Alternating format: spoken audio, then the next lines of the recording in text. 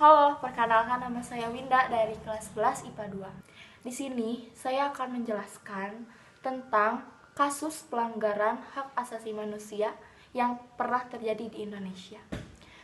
Hak asasi manusia atau yang biasa disebut HAM merupakan sebuah konsepsi bahwa manusia berhak mendapatkan perlakuan yang adil dan setara.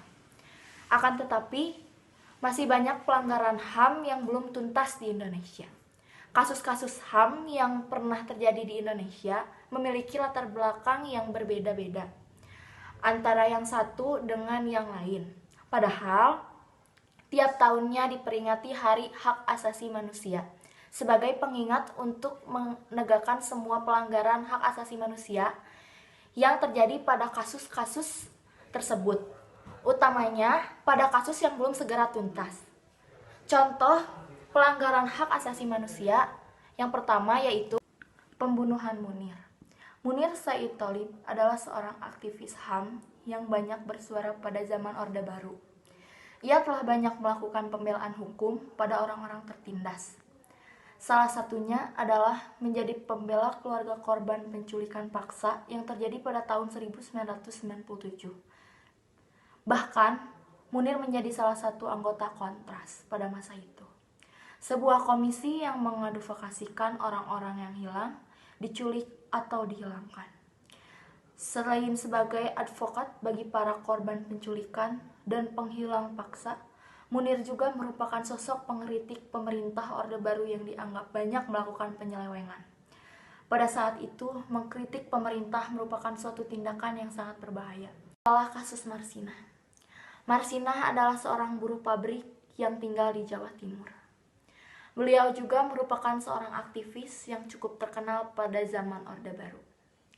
Pada tahun 1993, Gubernur Jawa Timur mengeluarkan surat edaran yang berisi agar perusahaan di Jawa Timur menaikkan upah buruh sebesar 20% dari gaji pokok.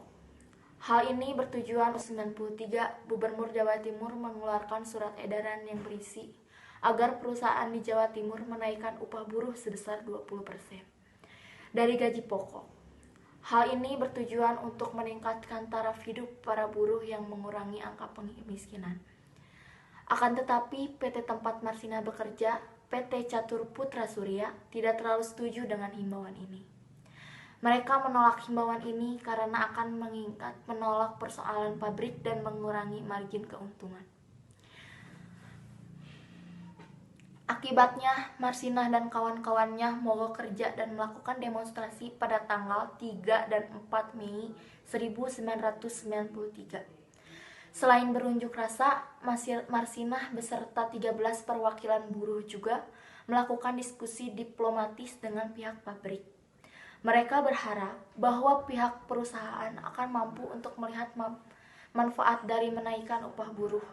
Sayangnya, diskusi berjalan alot dan tidak mampu membuahi hasil. Pada tanggal 5 Mei, siang harinya, 13 teman Marsinah berhenti melakukan aksi-aksi melawan perusahaan. Marsinah kemudian datang ke Kodim untuk menanyakan kondisi rekan-rekannya. Malamnya, Marsinah menghilang tanpa kabar. Teman-teman bahkan tidak ada yang tahu keberadaannya. Selama 3 hari 3 malam, teman Marsinah mencari, namun tidak berhasil.